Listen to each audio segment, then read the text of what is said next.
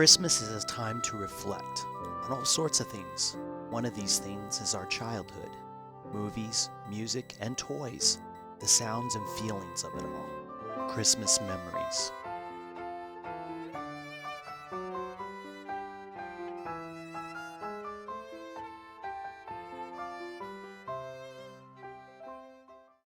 This year I'd like to give you a Christmas carol, penned and brought to life in the 19th of December in 1843 by novelist Charles Dickens.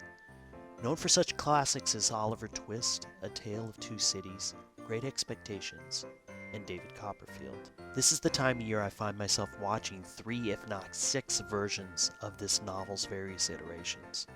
We all have our favorites, from animated, sing-along, Muppets, and more.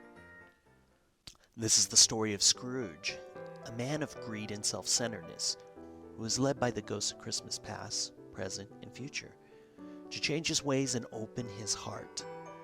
But I, as most people, have one big question about this holiday classic. Of all the people in that time, why was Scrooge chosen? Why did Scrooge need to be redeemed more than Jacob? This video I'm going to bring you the reason for Ebenezer's change and why he needed to be picked for this intervention. Just the common tellings of this classic. However, I will be taking the book in high regards. I'm also going to trim the fat, as it were, to just the meanings of the various spirits. To me, all boils down to just 2 visits. First, Jacob Marley. His old partner Jacob Marley was the first spirit he meets. May not have been a spirit in the sense of titled with Christmas. It wasn't Christmas Jacob Marley. It's still a presence that was supernatural. Jacob in essence tells of the path that he trods and how he made it possible to give Scrooge this chance of redemption.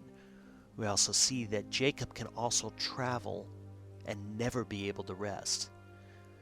We also see that Jacob cannot mend the wrongs of his past, but can only see it, but has no power to change anything. He shows Ebenezer the multitude of lost souls trying to help a woman cold and hungry in the snow. The second is the ghost of Christmas present. This spirit shows, to the most part, what Christmas means in the hearts of people who have been touched by Christmas. This is the most mean spirit out of all of them. Various iterations have it where he's more of a kind of Santa Claus type, but in the novel, this spirit, to me, from what I have read about the novelist, Charles Dickens, is more of a personal rant of the conditions of what was happening during the 1900s, and how Christmas was the only time of year that the author sees all of us being one in a special spirit that surrounds us. What can we get out of this? This spirit gives Ebenezer his turning point. He, in all purpose, gives in to his fate at that time.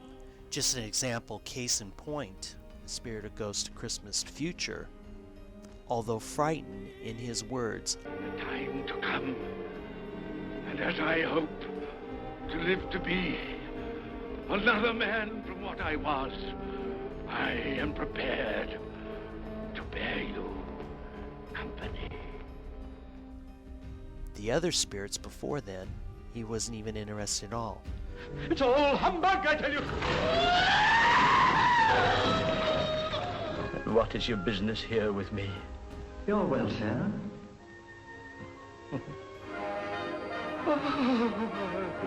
Ebenezer, come in. This visit changed Ebenezer from being just thinking about himself to thinking about others. Why did Scrooge need to be redeemed more than Jacob? Let me tell you something. A Christmas Carol isn't about Scrooge's redemption. It's something a little bit more that I've picked up from my various iterations and knowing about the author. Just to tell you what I think, Scrooge was, to me, going to die that night. There was no escaping it. Thus the reason why he could see his dead partner. Also remember, Jacob could only see the misery that he could have helped, but have no power visions that now Scrooge could only see. Like Jacob, Ebenezer traveled great distances from past, present, and future, all with no rest. The only thing that was to Ebenezer's benefit was Jacob saying, I come tonight to warn you that you have yet a chance and hope of escaping my fate, a chance and hope of my procuring Ebenezer. Jacob took great care to get this done as definition by the word procuring. Jacob needed Scrooge to pass this, not for Scrooge, but someone that he has seen, someone Ebenezer can help, even though he cannot. Christmas Carol is about Tiny Tim. Tiny Tim was going to die like Ebenezer. It was in his innocence and his love for all things that made this possible. Jacob must have seen Tiny Tim. How do I know this? By Jacob's line to Ebenezer about the chains that he knows that Ebenezer will wear. You do not know the weight and length of strong chain you bear yourself.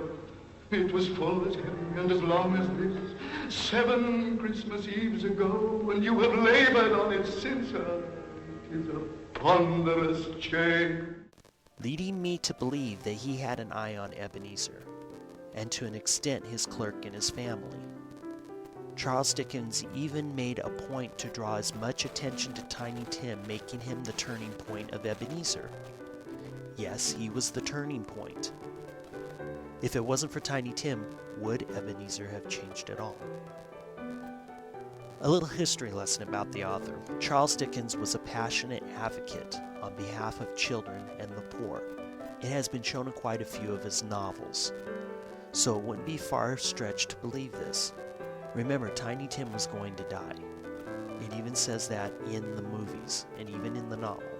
Spirit, tell me, will Tiny Tim live? I see a vacant seat in the poor chimney corner, and a crutch without an owner carefully preserved. If these shadows remain unaltered by the future, none other of my race shall find him there. Oh, no. While it's understandable that Ebenezer may have not liked Christmas, that's okay.